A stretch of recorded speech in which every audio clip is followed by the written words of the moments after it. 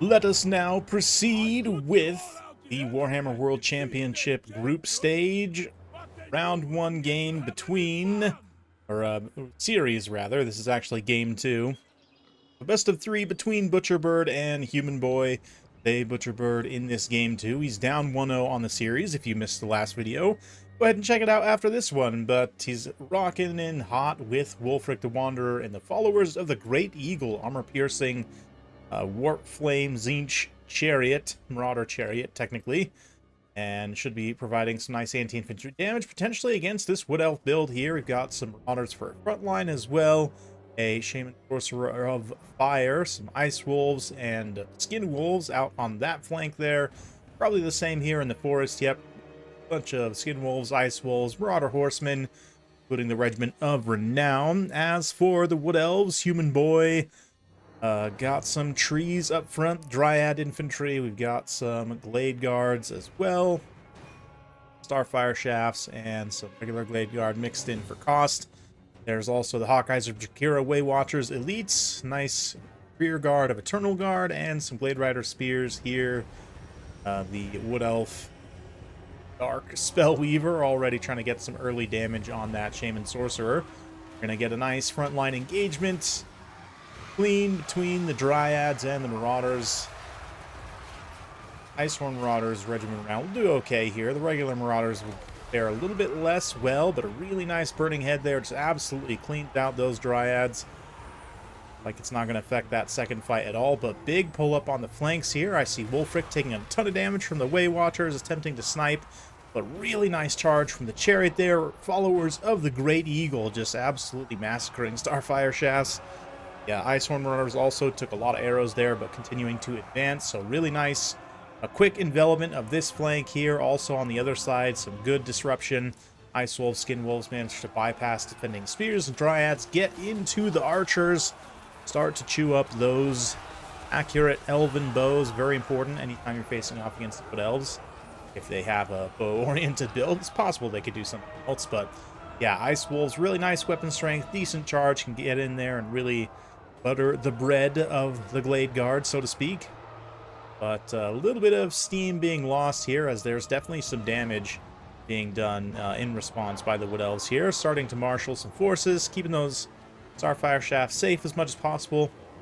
Bonus fire damage. I used to do magic damage these days, right? Yeah, so basically just going to hard counter the Skin Wolves if they're able to get set and shoot them. But yes, Norsca definitely taking some losses, but Wolfric really maintaining his distance right now until the Hawkeyes or Jakira can be effectively dealt with, prioritizing them with some Ice Wolves here. We've also got the Beasts of Tashnar running in. So far, Butcherbird's done a really nice job in just prioritizing taking out all the archers. If we look kind of a wide view here, they've pretty much all been disintegrated, pretty much. And they're not undead. It's not technically fully disintegrated, but looks like Hawkeyes or Jakira might be able to rally a little bit here. Although some Skin Wolves following up, try and keep them on the back foot. Yeah, looking pretty good so far there.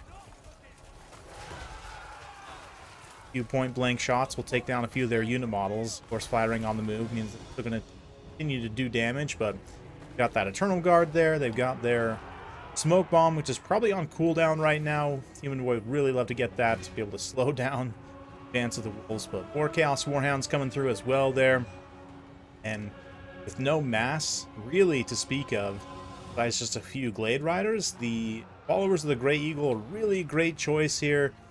Be able to just feast on infantry as much as they want, especially if they're hitting their barrier up, which does take quite a bit of time, not super time efficient, so maybe it's just better to keep them moving, but the extra fire damage actually is quite nice against something like Dryads, so smart pick here. Chariots can be good just generally against the Wood Elves if they don't bring enough like Wild Riders and stuff, and your opponent goes for a very wide kind of bow-oriented build.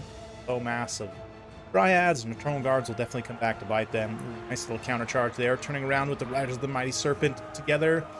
Two regiments of renown of different Chaos Gods charging in to take out Battles Dryads.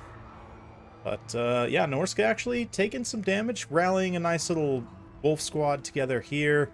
Try and continue pressuring Hawkeyes of Jakira. That elven leadership keeps them on the field just long enough to get charged once more by some Ice Wolves. Can't imagine they'll stick around for too much longer. I might not die here, but we'll see.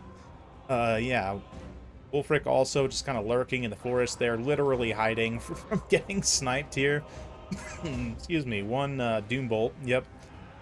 Been pestering with that Doombolts pretty much the entire game. There's no Soul Stealer, so it's just all concentrated magic on the Doombolt, which is by Wolf very bravely hiding in the trees, but Butcherbird's mobile units slowly getting the work done that they need to. There's just basically a few Eternal Guard left, and Bellweaver Lord here.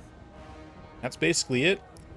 Nice opportunity for a side charge. Chariot's going to take that.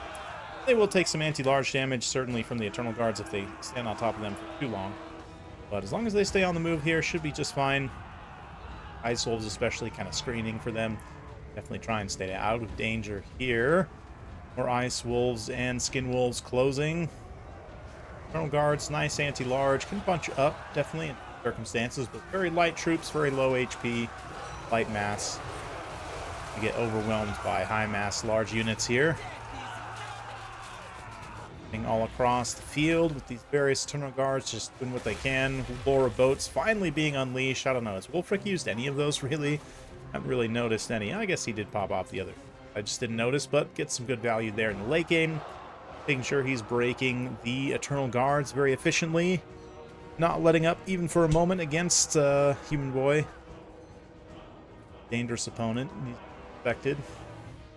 Like army losses are teetering right now. Just really this one unit of Eternal Guard left. Warhounds. Piece of Tashnar. Generally, Warhound units count as not going to be subjected to anti-large. Ice Wolves are a little bit different, even though they're pretty close to the same size. Ice Wolves actually do count as large. A little bit confusing in some ways, but yeah, just this absolute mass horde of angry wolves and everything else adjacent to wolves. Very, very cool.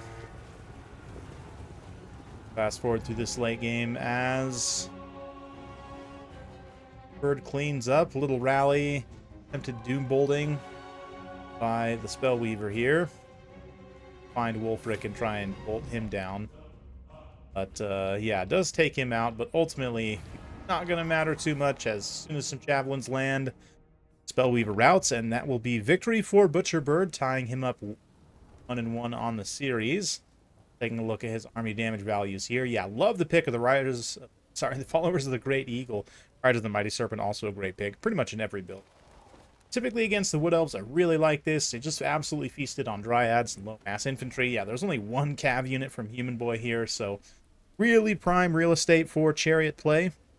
Really nice play with the Ice Wolves and Skin Wolves as well. Just a lot of mobility, which is tough to micro for sure, but Butcherbird has the experience and skill to do it and was able to execute very effectively. 1,000 damage value on some basic Marauder Horsemen too. 11,000 damage dealt. Pretty good numbers for humble skirmish cavalry. As for Human Boy's Wood Elves, had a pretty valiant defense here. Going to get some pretty good value on some of these Eternal Guards. Dryads traded into the Marauders okay. Did what they needed to in that way. A couple of them paid themselves as well, so not too bad. But just this stack of Glade Guard ultimately just kind of gets run down without any of them really for themselves. Hawkeyes of Jakir are pretty nice. I almost think it would have been in Human Boy's interest to fold a lot of this into a couple of Way Watchers, that just because they occupy a smaller amount of space, they're a little bit easier to defend, maybe get a little bit of mobility and get like 1 or 2 extra Way Watchers with the Hawkeyes. Yeah, tough. I think this is generally a tough matchup for the Wood Elves just because of Norsca's mobility presents quite a few problems, but definitely an interesting one for sure. You guys will have to let me know down in the comments below. And rather than keep you in suspense, I'll just tell you now, in Game 3, Butcherbird's Wood Elves, peeking Mitch and Durthu, able to hold out very well and snipe Basil for Human Boy, leading him to concede, and Butcherbird taking the series with the 2-1 victory. Congrats to Butcherbird. Of course, it's a Swiss League style in this group stage, just like with the other major real-world sporting event happening currently right now. It's the group stage is ending for. right? You play every game in your group, and then based on the results, you'll move on. So Human Boy, despite losing this series, still has plenty of opportunity to win other series and continue on. But wonderful start to the tournament. Big thanks to both of these players, to organizers, the championship as well. Thank you, most of all, for watching, and we'll see you next time.